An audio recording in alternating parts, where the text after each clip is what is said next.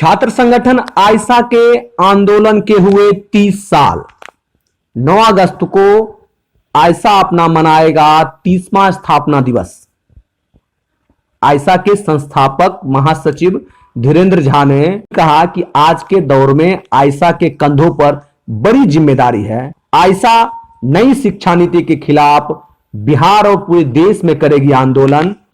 पूरे देश की जो शिक्षा व्यवस्था है उसमें आमूलचूल परिवर्तन करना, शिक्षा को वैज्ञानिक आधार पर विकसित करना और हिंदुस्तान के तमाम लोगों के शिक्षा अधिकार की गारंटी करना, ज्ञान के क्षेत्र में एकाधिकार जो कुछ मुट्ठी भर लोगों का उसको समाप्त करना और उस शिक्षा के क्षेत्र में तमाम लोगों की समान भागीदारी की गारंटी करना, रोजगार की गारंटी करना और एक बेहतर समाज, समतामूलक समाज बनाना, ये समग्रता में आयसा का कार्यदिशा बना था। और इसी कार्यदिशा के तहत आयसा का आविर्भाव भारत के छात्र आंदोलन में 1990 में होता है और उसके बाद संपूर्ण देश में आयसा एक आंदोलन का नाम बन जाता है।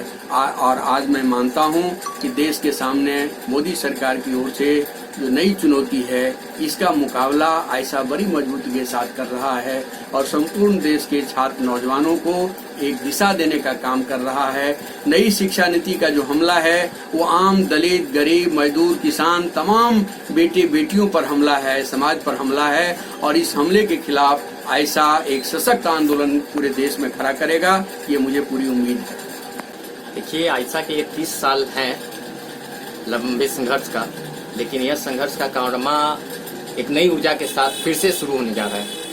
ये 30 साल लगातार आयसा शिक्षा और रोजगार के सवालों पे, किसानों के सवालों पे, मजदूरों के सवालों पे, महिलाओं के सवालों पे, चाहे निर्भया केस हो, चाहे शिक्षा का जो स्थिति यूजीसी का जो रहा है, चाहे फी हाइक का मामला रहा है, उसमें अगुआ रूप में लड़ाई को लड़ा है, छात्रों की आवाज बना है।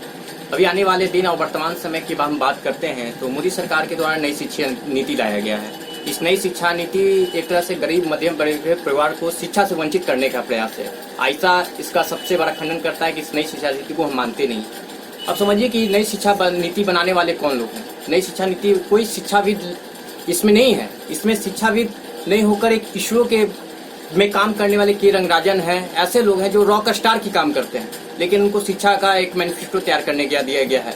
तो ये कुल मिला के शिक्षा जो है एक तरह से बाजारीकरण का दौर है, निजीकरण का दौर है, आम लोगों से शिक्षा छीनने का प्रयास है और इसका सबसे असर बिहार के अंदर पड़ेगा। आप देख सकते हैं कि बिहार में एक तबका है जो नीति में 30 साल का जो इतिहास का जो क्रांतिकारी तेवर रहा है, उस तेवर के साथ आगे बढ़कर नई शिक्षा नीति जो छात्र विरोधी नीति है, इसके खिलाफ एक लंबा संघर्ष और एक ऐतिहासिक संघर्ष छेड़कर मोदी सरकार को इस नई शिक्षा नीति वापस लेने का प्रयास करेगा।